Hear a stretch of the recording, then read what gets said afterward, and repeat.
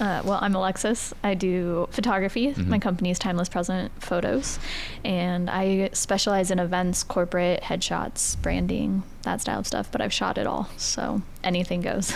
Nice. What got you started in doing photography? Good question. I started in marketing. So I did digital marketing with online presence and would build that for clients and different people, and found that their photos really sucked and I didn't really like the marketing side of it. So I married my hobby of photos with marketing, and here we are doing the photography side, and then I hand it off to their marketing departments to do what they want with it. So it was more like just working and seeing like there's a market where you can kind of fulfill something. So did it come like very natural where you're like kind of introducing like, hey, like, do you want me to start doing photos for you guys? Or yeah, pretty much. It flowed really naturally because I love marketing and the creative side of it. So I had clients that had worked with me in the marketing space that wanted me to then do their photos when I transitioned over. So it worked really well in that direction. And then I found some people and mentors in the community that were really great that helped me grow and make it what it is today. How long have you been doing photography for now? Going on 7 years. Wait, so how old were you when you started? So I was, let's see, I graduated in 2016 and I started 2018, 2019, so like 19? 19? Okay. Damn. 18, 19. Did you ever struggle being so like kind of, I guess, young at the time? I'm trying to do like trying to sell your service to other clients, or like was it really not a problem? Oh, definitely. Even to this day, I go to an event and they're like, are you even old enough to drink? Like it's a running joke. And I'm like, yes, like I am allowed to be here at this event right now. And so it was definitely an issue. And then I would have clients who would hire me and never have met me because they just met me through word of mouth, if you will. And I would show up and you could just tell they were like, oh, she's young, she doesn't know what she's doing. But then they get the product back, and after they got the product back, they were just convinced and never had an issue with it from there. So I think it got lucky in the sense of the industry. You have the ability to sell a product and a service. So I wasn't just selling myself or the photos, I was always selling both. And if they liked one, the other was kind of just, oh yeah, we can put up with that, or we can do this, or whatever. They were more like understanding about it. Yeah, exactly. Especially just kind of like, I guess, your parents or whatever they had issues with, or their like expectations or whatever they had. Yes, absolutely. And for the most part, people are always accommodating for that. Like it's interesting because you can take so many directions. Everyone's like, oh, well, do you ever run into the problem of being a young person or a girl or whatever? And I'm like, at the end of the day, if you make them feel good and you can do what you say you can do, everybody will love you for it. Very nice. So when you were first starting, were you like doing the marketing job and starting your side business, or how did that kind of transition go? Because now I know you're like full on doing just photography, but what was the initial beginning stage like? So I had been working for marketing agencies. So I worked for 2 different companies simultaneously, and then was kind of learning the basics of photography at that time as a hobby. So I had done like one paid family session. It was like mother-son for $20, because they're a friend of a family friend. And they were like, well, we're not paying you. And so I had started it a little bit, but the transition usually went pretty smoothly in the sense of one company started to go under. So I was like, I don't feel bad putting in 2 weeks notice and picking up more clients in the photography realm. So I kind of started adding on there. And then the other one was just a horrible experience all the way around. And he just shut my email off on a Friday and said 2 weeks later, oh yeah, we fired you. And I was like, but you never actually gave us that information. Yeah, that's crazy. So I was like, fine, I'll just kick off photography. I'll do that full time, and never looked back. Nice. So what were you mainly shooting at that time? I had a Canon Rebel series, like T5. And I guess I was asking more in like the type of stuff you're doing. The more type like of marketing, stuff, everything. Still, everything? Yeah, it was everything. Yeah. So at the beginning, I just started with doing everything and anything that someone would allow me to have a camera with me. I always try to keep like personal things separate, so I don't take cameras with me to family functions and stuff, which a lot of people do, and there's nothing wrong with that. But I always try to do it in the sense of like, you're a client and I'm a photographer, just to gain the experience. So I always say I was really lucky, and I actually got paid to learn. So I would have people that I would reach out and just say, hey, I would love to volunteer to shoot this. And they would say, yes, absolutely. Or, hey, just give us an hourly and we'll do what we can.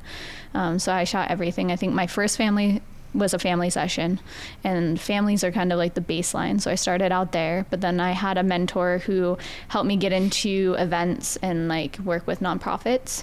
And so I followed her and second shot for her for different things, everything from an anniversary vow renewal to a wedding to corporate to nonprofit. And then I did a mentorship with a boudoir photographer. So I did everything just to find what I wanted to do. And I know you do a lot of corporate stuff.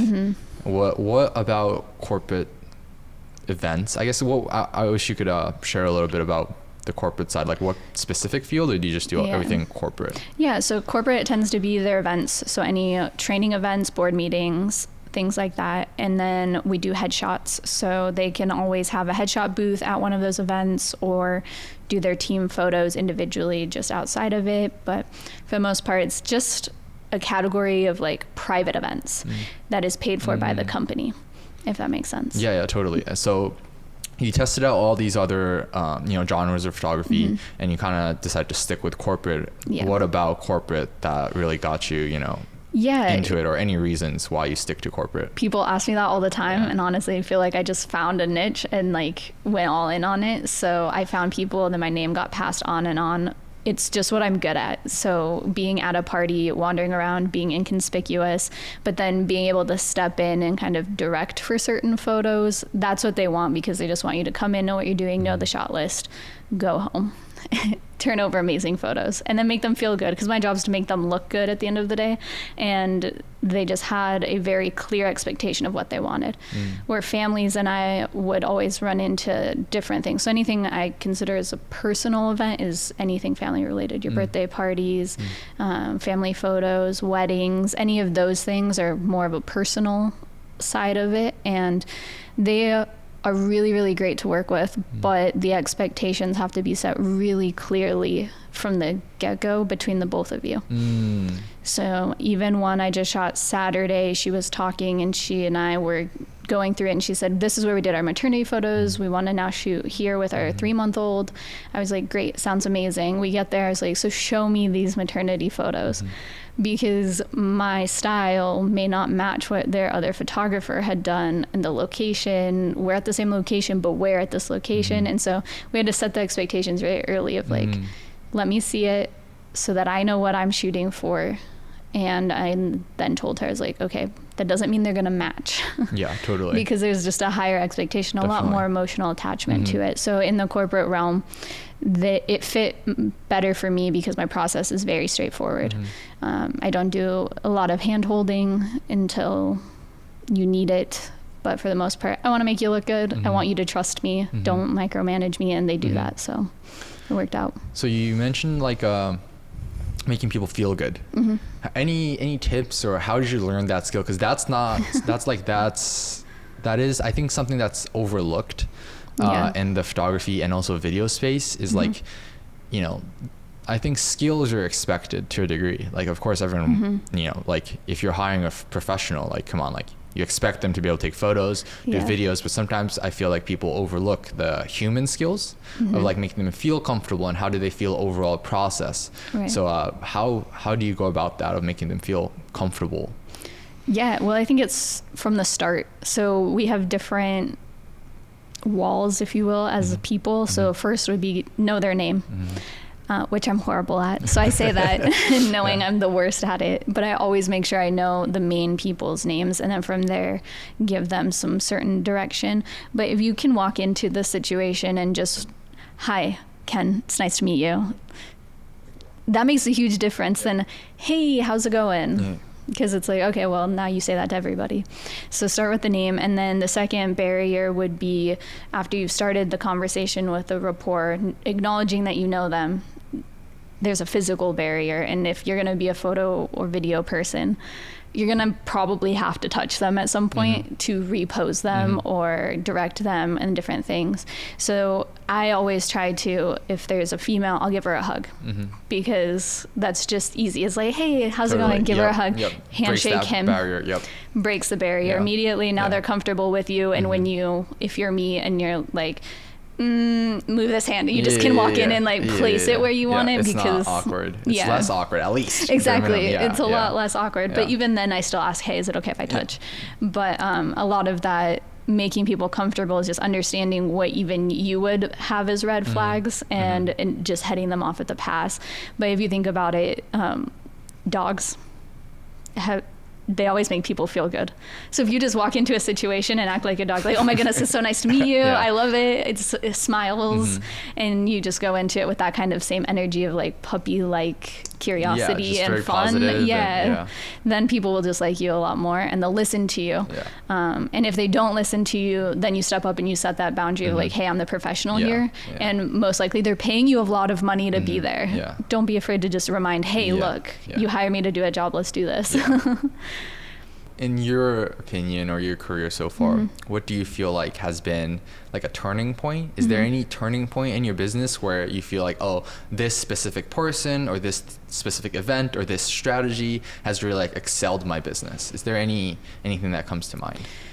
The only piece that comes to mind would be networking. And by networking, that's not always going out and meeting new people, but using like your clientele. So people do business with people they like, even if you completely screw up and you're looking at the photos like I do and criticize them a whole lot and you're like, this is not what my work is. Like, this was the worst thing I ever shot. And you send it over with confidence and just tell them, hey, thank you so much, I really appreciate it. And maybe offer like, hey, next event 50% off, I'd love to be there. Or, hey, you shot their event, next time I'm testing out a new skill set and I'm leveling up new equipment. Can I come in and do your headshots for free? They get so excited. And like, that's the best way to do it. Cause then everybody that is in that realm will just send it out. Like the number of times I'm doing a headshot and then they're like, hey, do you do an engagement photos? Or I have a 3-month-old that we want photos of, or this. And sometimes you can't do those, but sometimes you can. So it's just really making people feel good on the other side of the camera. And number one thing is what you're doing right now. Ask a question, just listen. People love that. And so that's my biggest thing is if I can go through a whole session or an event or photos of any sort, anytime I'm with a client, I want to talk the least. I only want to answer the questions they have for me, but I want them to feel like they gave me everything they needed. And that's a big difference. And then I always leave with just like, whatever I can do to make you guys look good, feel good, let me know. That's what I'm here for. And it's amazing what they will do for you when you do that for them. Yeah, no, that's, no. I think that's, I like that because something that I feel like I could do more too in my business also is like, you know, like you said, is to, once you have that connection with your client is to, you know, go back and offer something. Yes. I feel like we're scared to do that. Oh, absolutely. You know, like, so many other businesses will continue to reach back out, but there's something of this thing of where we sometimes stop going back and be like, hey, like, would you like to do XYZ? Or like you said, with like some sort of value a little bit, maybe a discount with like combined with, hey, I want to test out XYZ or something. So I think that's definitely something that we can take note of. Well, and it's even simpler than that sometimes. Like instead of offering more stuff that you could potentially be paid for, sometimes my favorite question is just, if I'm at an event, when's your next one? And then they'll give me information about their next one. Well, now I have a deadline to shoot for, and I don't have to reach out every 2 weeks to make sure I'm touching points with them. I'm just like, oh, it's in October? Awesome. I reach out at the end of November. Hey, you guys, I'm so excited for your upcoming event. I hope it's a blast. If you need me, let me know. That's much smoother. Yeah, totally. Yeah, or even family clients. Like if you're into weddings, talk to the family members, make them your friends, because most likely they're going to use you. And sometimes too, like if you do a wedding and you send out a thank you gift, handwrite a note, and then at the bottom just say, if you know anyone else who might be looking for photos or video or whatever, I'd love to be in contact with them. Because then it's even easier for them to offer the sale for you. That's true. but most people won't think about it unless they are prompted. But if you prompt them in a letter or in a conversation, and then they go to their next family event and it's so-and-so's 25th birthday, 21st birthday, hey, you should do photos with Alexxis. Okay. They might actually reach out to you. You never know. But now they're thinking about you because you just offered the invitation. Definitely. Yeah, I think just being like thoughtful about it, of like, because I do believe there's a fair line of like reaching out too much or being a little bit desperate. Absolutely. But being just thoughtful and hey, like, because it always comes from everything you mentioned comes from like trying to help them out and making things easier and smoother and not being too much of like, because like you said, like you can be reaching out every month and be like, hey, do you have any upcoming events, please? Or you can just be like, hey, like when's your next event, or do you have anything scheduled for the future? And then that's like much more thoughtful. So exactly. Yeah, I think it's good stuff. What do you do? How do you make people feel comfortable and then reach back out? That's such a good question. I think something that I do have to put more time into it. Okay. But definitely, I think making people feel comfortable, especially for a video side, when we're doing interviews. Yeah. It's something that really take care of, is not to just show up to the shoot and I've never talked to the person like that. I think that's like a disaster for an interview. Like you just take the extra time. Like I enjoy talking to people anyway, so I'll just usually we would have a conversation before we even do like, hey, do we want to do this or not. We'll usually have a conversation of like getting to know each other a little bit, getting to understand their business before we even move on to it. But definitely creating touch points and not diving straight into, okay, lights on, cameras on, let's go. Like trying to do something that will help them feel a little bit more comfortable in their element. I like to run, I would usually run my interview for like first 10-15 minutes without even like hitting the record.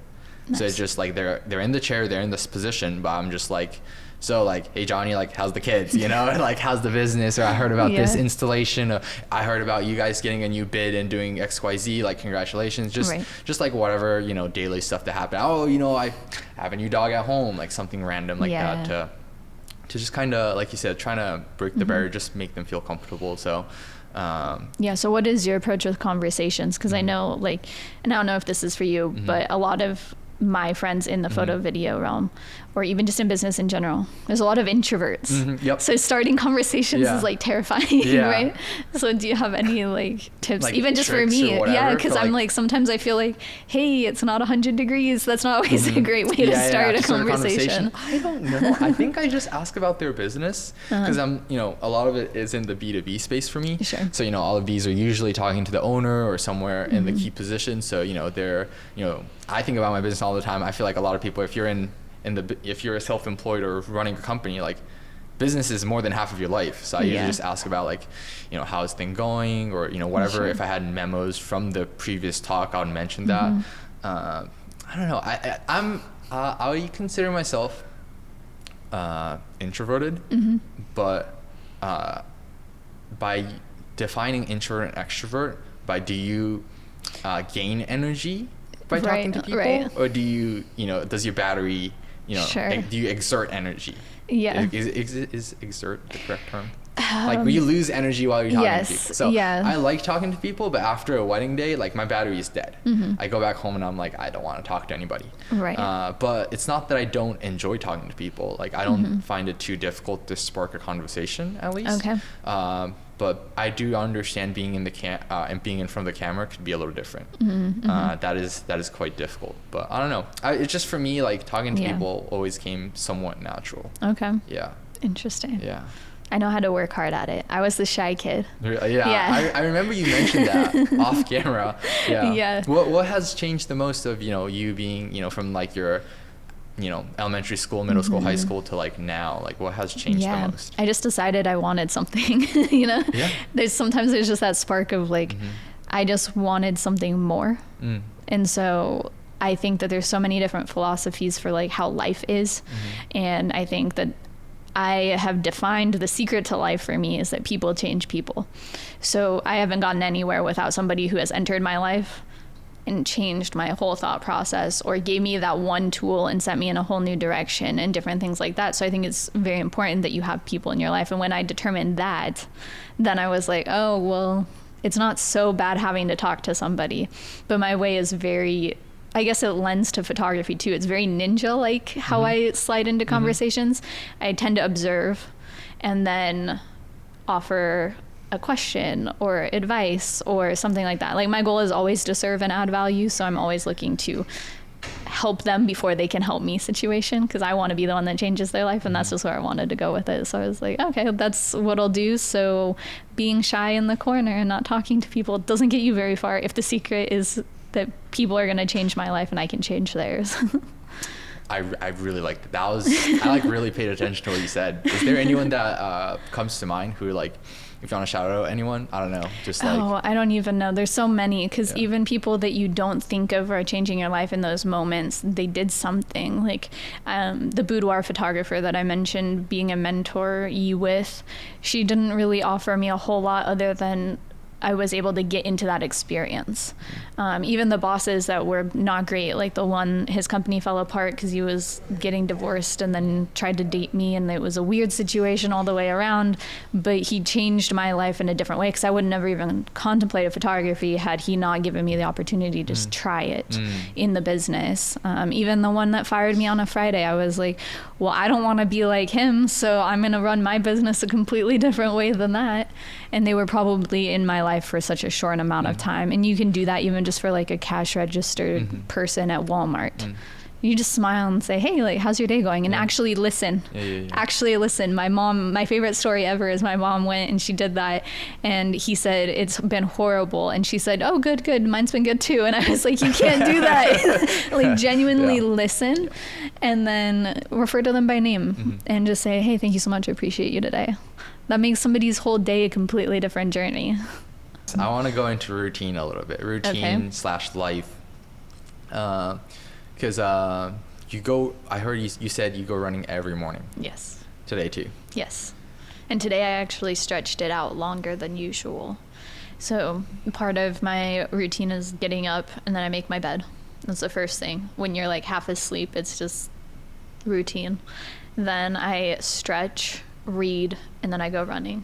And typically I run with somebody, so you get that social aspect. But today I was like, I want to run a half marathon this year, and then I want to do the Spartan race, which I may not make it through the obstacles, but I'm gonna give it a shot. And so I stretched it out to running for 45 minutes instead of just finishing the route I usually do. So in order to do that, I just set a timer and went running, and then I ran with my friend for a bit, and then they went back, ran the usual route. I went again, and I actually found out I could do our typical route twice within 45 minutes and almost a third time if I actually put my mind to it. So I was like, okay, not only is it just running regularly, but let's actually put some emphasis behind it and make it count. And so I ran hard, and I was like, oh yes. And then you get done and you're like, wow, that's so cool. Yeah, that's impressive. How long have you always been a runner? Or no, I hated running as a kid. When did you, how long have you been doing this morning run? For years. So I started in my freshman year of high school, because I hated high school, so routine was the only thing I could do to like keep myself together. And I had played soccer, and my friend had conned me into cross country in junior high. So like 12-year-old Alexxis was like, I'm gonna play soccer, and I played soccer. And then the next season I wanted to do softball, but I didn't make the team. And my friend was like, well, you should just come try cross country. And I was like, oh cool, what is that? She's like, oh, it's just like training and warming up for a track season. And in my head, then I'm thinking, oh, well, I have a bunch of events to pick from.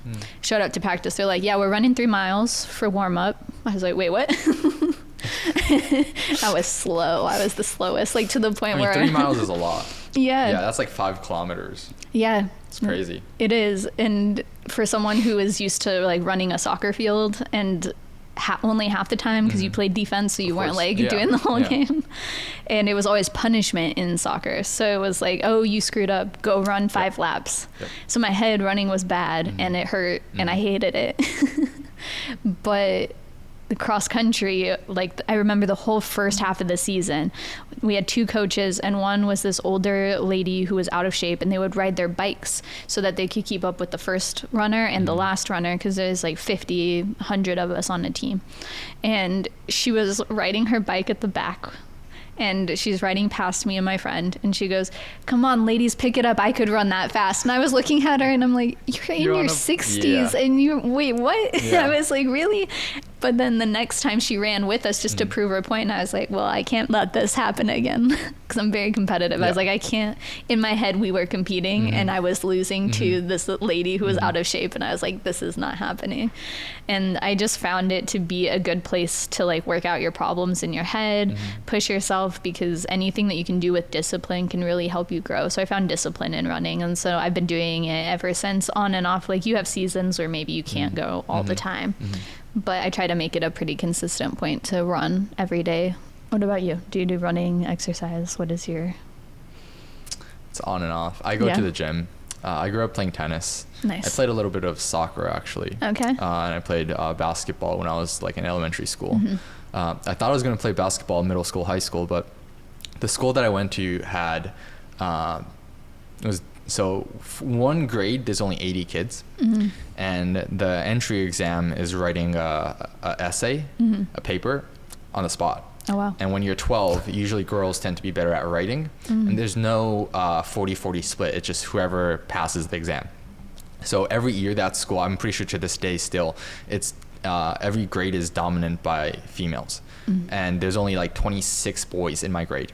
Wow. So naturally, the sports, when you need team members, it wasn't the strongest school. So that's when I kind of looked at different sports of like, what can I do more like by myself? Sure. Yeah, that's when I started to play tennis. But yeah, nowadays so you didn't like losing. You were like, we're not good at sports. I don't want to be on a team. Let me just like run it myself. Yeah, well, I think the thing was, there was only me that was going to join like the basketball team, the club.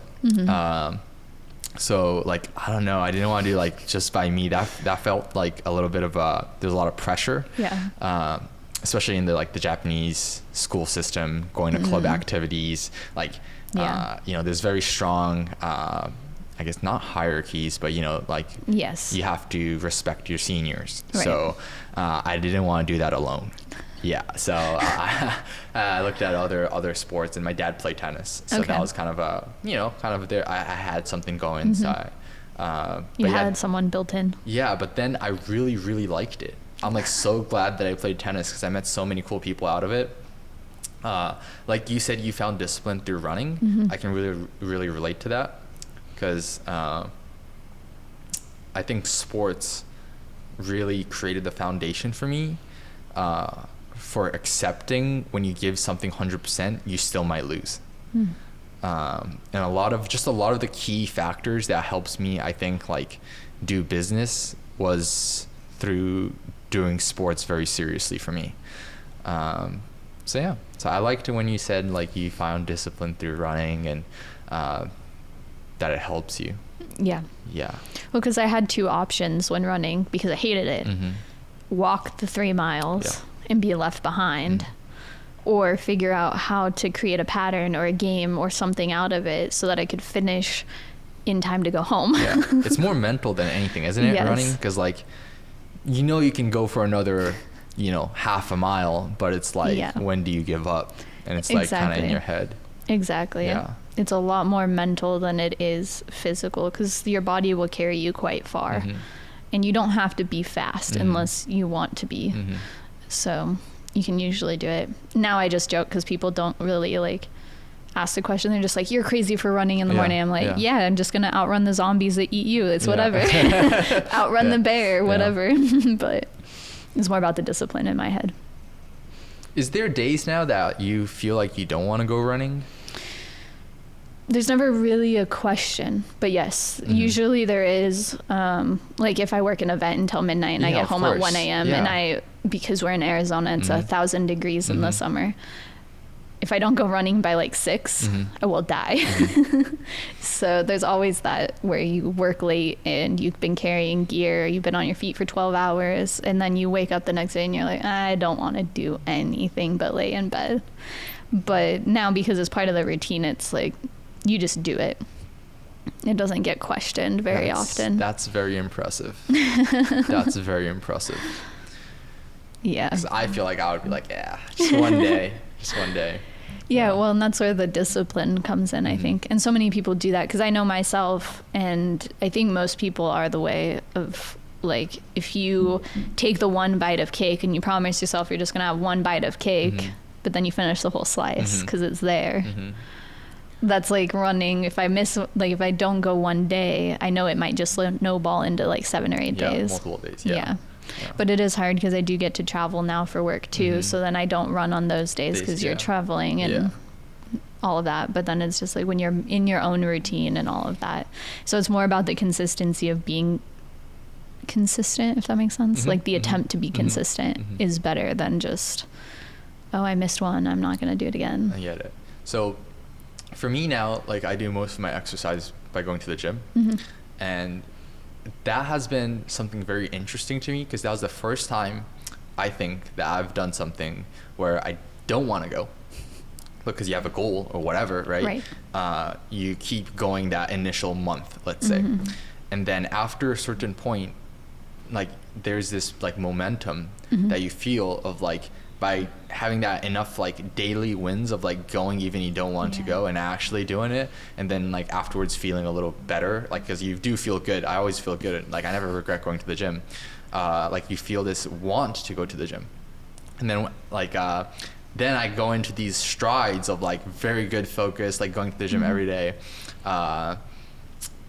Then always like something happens, like I don't know, like, you know, like travel or like got sick or business got busy, and then I'll start like I'll take a break from going to the gym, like naturally. I like, you know, I can't create an excuse. Like my most recent excuse was getting a new dog.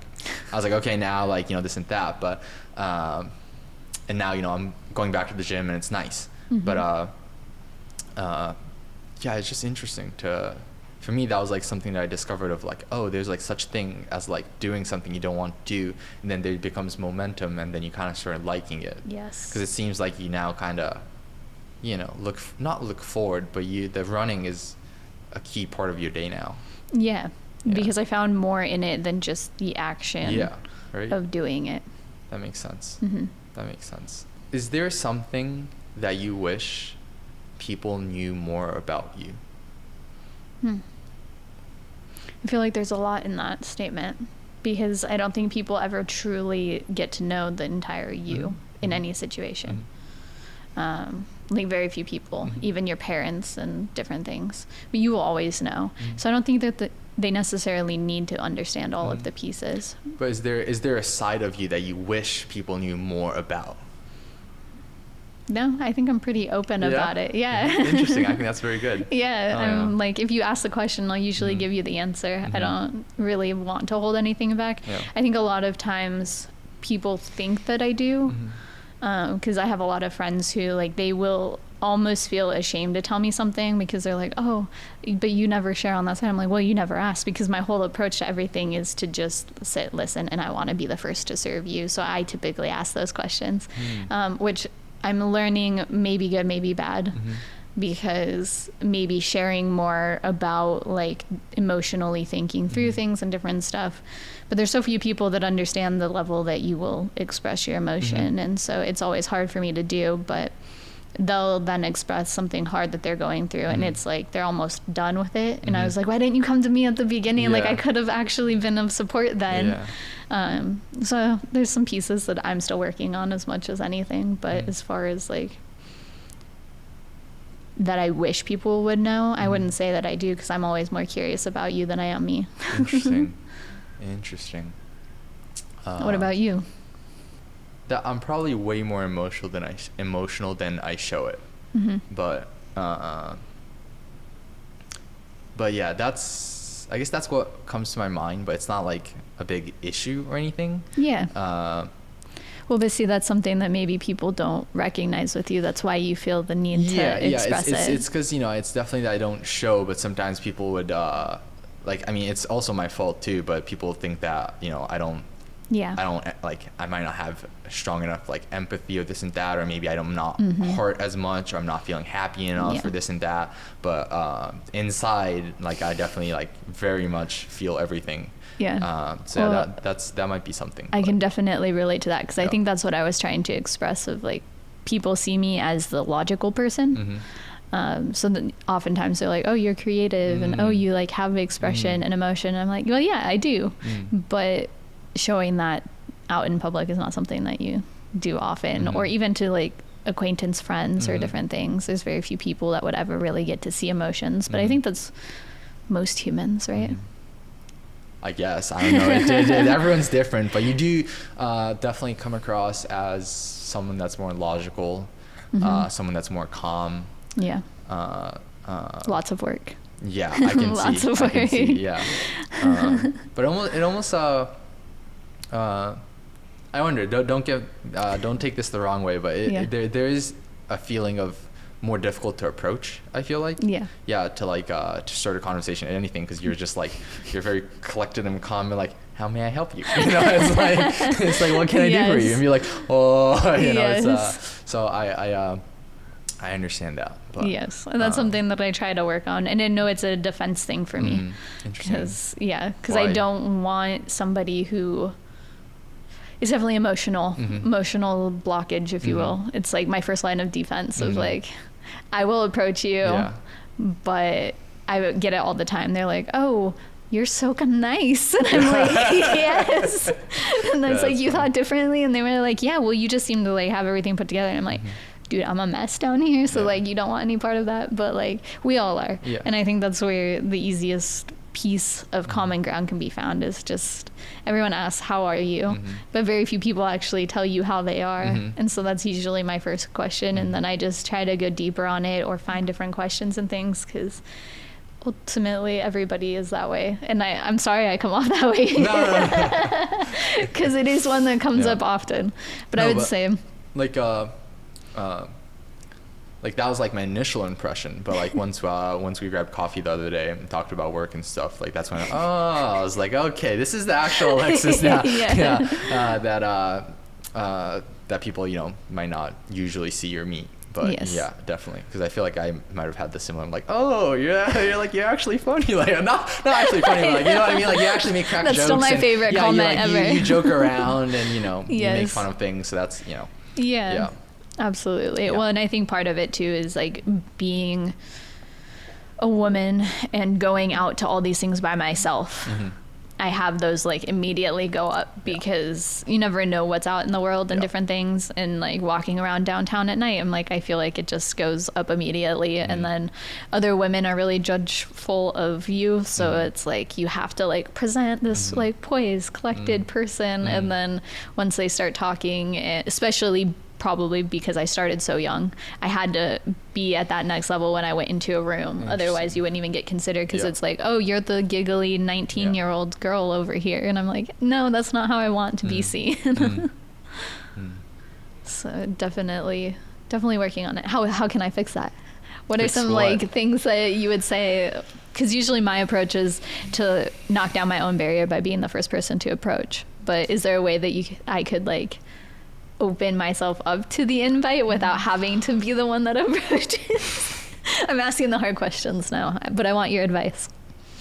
I think it's tonality. Yeah. How so? It's very flat. So I think there is a line of being like too giggly. Yeah. But I think there's also a tone you can like use to be a little bit more approachable or like a little bit more friendly feeling. But it's also like the most time I saw you, for the people, so shout out to Bruce, but which probably be on the podcast sometime, that was like our first time working together. Yes. So most of the times when I first met you was at work shooting a wedding. So we're both mentally ready to shoot a wedding. You know, we're in a professional mindset to be talking to people that first time we meet. Like wedding, I totally wear a hat when I go to a wedding. I'm like, you know, I'm about to smile for the next 6 hours. I'm only going to be positive. I'm going to be friendly to everyone. So like I'm in a very different mood. So you might also be in your, I'm about to take photos, you know, in your mood. So that's why it was a more, you know, kind of like, I felt like, oh, hi Ken. And I think if I remember the way that Bruce like set it up, he's amazing. And he just was like, hey, Alexxis, are you available? And I was like, yeah, sure. And so I was expecting just him and me. I see. And then I showed up and he's like, oh yeah, and here's our video crew. And I was like, okay, awesome, cool, like no problem. But then it was also like first time working with a new photographer, so I was trying to get all of his things dialed in and all of that. But I'm sure I probably did the same thing after that point, because I do put on and then I just like, I guess the introvert self, I'm like, save the smiles for the bride. It's like, I only got 5 times that I can use my yes, exactly. But I try to open it up as much as I can, so.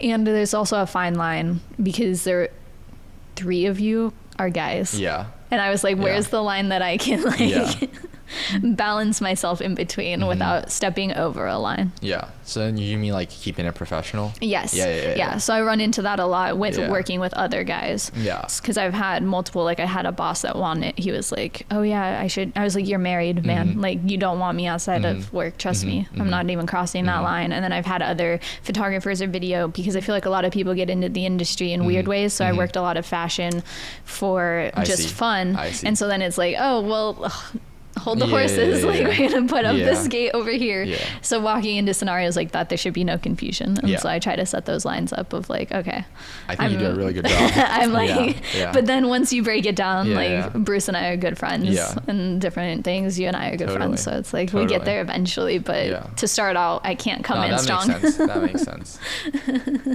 What's your goals? My goals. That is a great question. Yeah. What's I what's actually Alexxis trying to achieve? Just put the goals together. So right now my biggest thing is the goal of organizing my back end, because the goal is within the rest of this year. I want to increase my sales efforts so that I can increase revenue, and then hopefully next year have an assistant or editing manager or something like that brought on board. What's okay, so you've been in the business for a while. Yes. You have a lot of experience, I would say.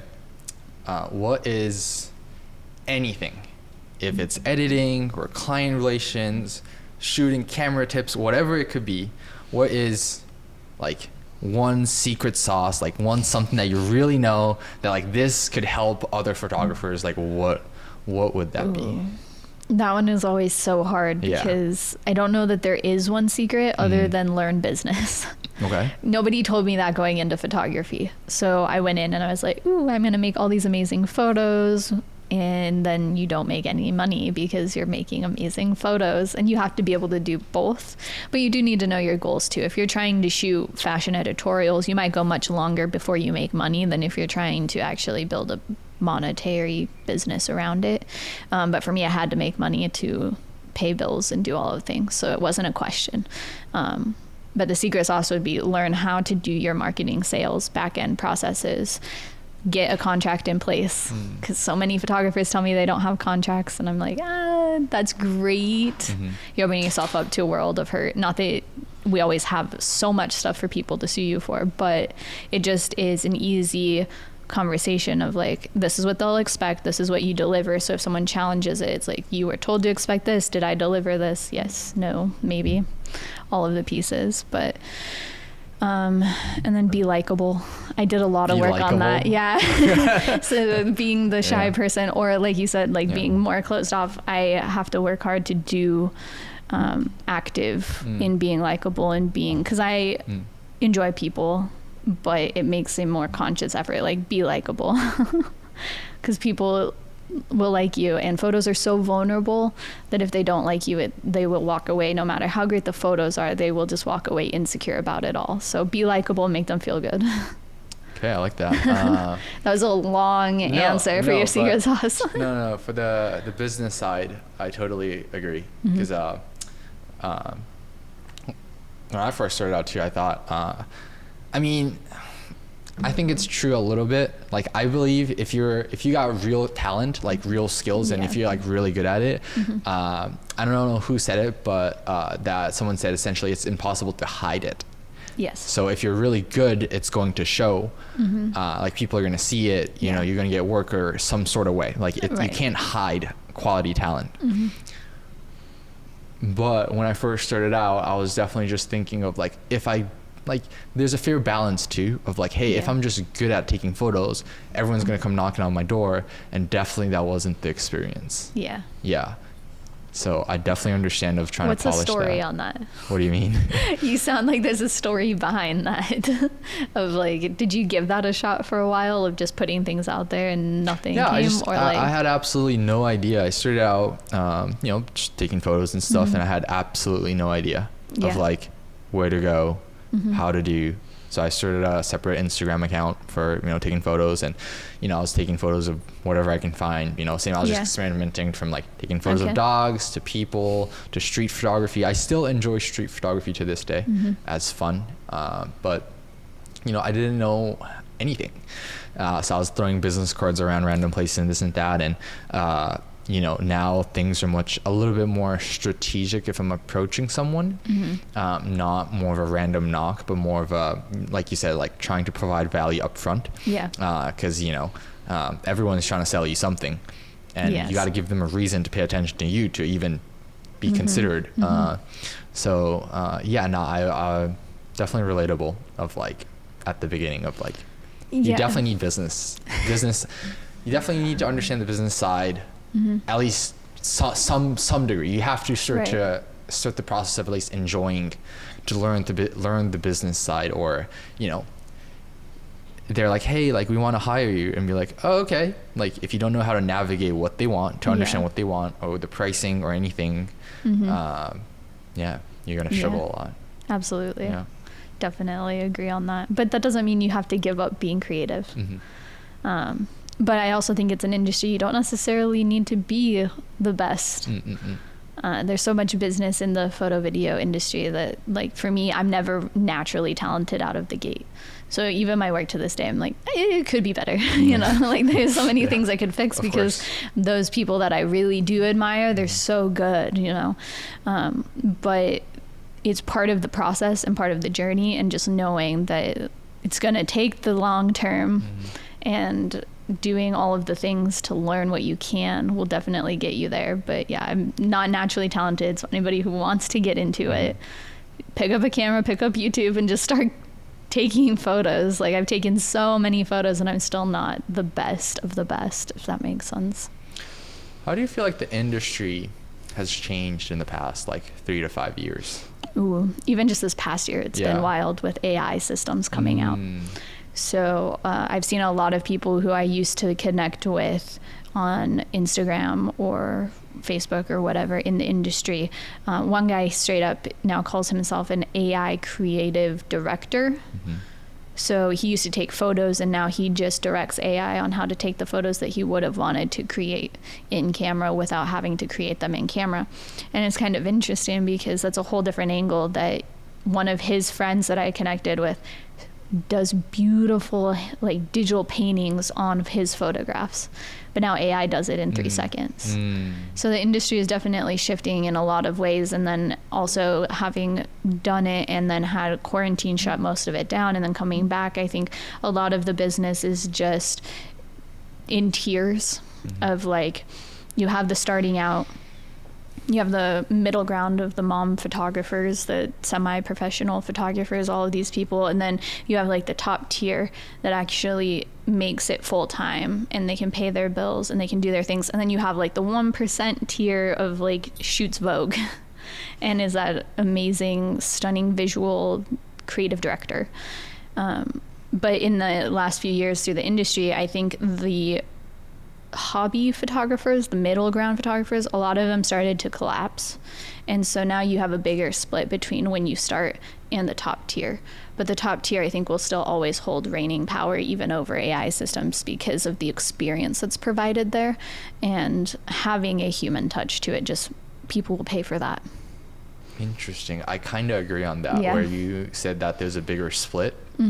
I don't think I've actually ever like talked to other people that's like subconsciously that's how it felt. Just like looking at the overall, at least just in Phoenix, Arizona, mainly, the main people that I know is here, and just seeing the people that not forced to pick other jobs, but I feel like there definitely has been a shift in the demographic. But what do you think? So you know how like a lot of AI is emerging, and It's changing how people do editing. Yes. Where do you think this will take? How do you think people can take advantage of the AI editing? Yeah, so I'm just barely dabbling in it. So I have an editing AI system that I have plugged into my workflows, and it is still very novice. So even for me, I use it, but I use it sparingly and I use it strategically because it has a hard time making the checks and balances that we ourselves have already figured out a system for. But definitely leverage it, because unless you are an editor and that is your thing and that is part of your business, use it to set up the workflows, make it more automated. For me, I shoot at one venue every 2 months. There's no point in me spending the 8 hours sorting through them and running them through editing by hand when I can just upload them to the AI system and it'll turn it over within an hour. All I have to do is do a double check. It's done in 2 hours. That just split my 8-hour day way down, and I can go make other sales other places. But part of it too is like we were already using AI, we just didn't know it. Yeah. So now it's just a more apparent thing. Yeah. So I have what do you think? So I think the clients, I guess, that hire us, this is so new technology to even for us and everyone that no one really knows what's happening behind the scenes. They just see we come take photos and videos. They get delivered. They don't see in between. They don't even know how much AI can make a difference. And it feels very obvious that editing is going to be quicker for us. It's going to, as long as you know what you want and results, you're good at it, it's going to get quicker. How do you think clients are going to feel knowing that our essential work time is shortened? Do you think that they were eventually, consumers are smart, eventually they'll understand things. Do you think they're going to want to see a price cut on overall things, or do you think they're not going to care for quality? So I think that there's two pieces to this, and I've started to just recognize it within the past months with mine. Yes, you will price cut because you can do more for less. You can do more work in less time. So keeping certain ones at a lower price margin has actually benefited my business greatly for certain things, because I can do it. I have a process, it's in and out, it's done. It took me maybe 2 days to go shoot it, turn it over and all of that.